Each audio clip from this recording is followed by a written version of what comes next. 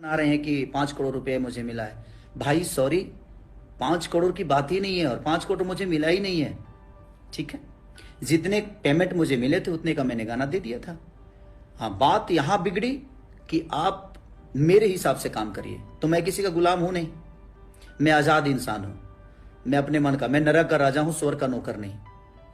मैं ऐसा हूं, मैं छोटा मालिक बन के जीवन चलाना चाहता हूं। जैसे कि आप जानते ही होंगे, इस वीडियो क्लिप के माध्यम से आपको पता चल ही गया होगा कि खेसारी लाल यादव के ऊपर कुछ साल पहले एक केस हो गया था और यह मामला नहीं सुलझने के कारण कोर्ट में चला गया था। और आज कोर्ट की तरफ से एक फैसला आता है और खेसारी लाल यादव को दोषी पाया जाता है और कोर्ट ने खेसारी लाल यादव को 3 साल तक गाना नहीं गाने की सजा सुना देती है। हालांकि खेसारी लाल यादव गाना तो गा सकते हैं, लेकिन सिर्फ एक कंपनी के लिए, और वह कंपनी है ग्लोबल म्यूजिक। हालांकि खेसारी लाल यादव के ऊपर कुछ साल पहले ग्लोबल म्यूजिक ने ही FIR कर दिया था। ग्लोबल म्यूजिक के ऑनर का कहना है खेसारी लाल यादव हमारे कंपनी से 5 करोड़ रुपए लिए हैं और 200 गाने का डिमांड हुआ है, लेकिन खेसारी लाल यादव 200 गाने पूरे नहीं किए हैं। इस वजह से ग्लोबल म्यूजिक ने खेसारी लाल यादव के ऊपर FIR कर दिए थे। इसी सब को लेकर खेसारी लाल यादव अभी लाइव आए हुए थे और बताया कि मैंने किसी कंपनी से 5 करोड़ रुपए नहीं लिए थे, हमने जो पैसा लिए थे उसके पूरे गाने हमने उस कंपनी को दे दिए हैं। म्यूजिक कंपनी का ऑनर का भी कहना है खेसारी लाल यादव जितने का डिमांड हुआ था उतना गाना हमको नहीं दिए हैं, इस वजह से हमने FIR किए थे और कोर्ट ने भी अपना फैसला सुना दिया है। खेसारी लाल यादव 3 साल तक अपना गाना गाने का इंतजार करें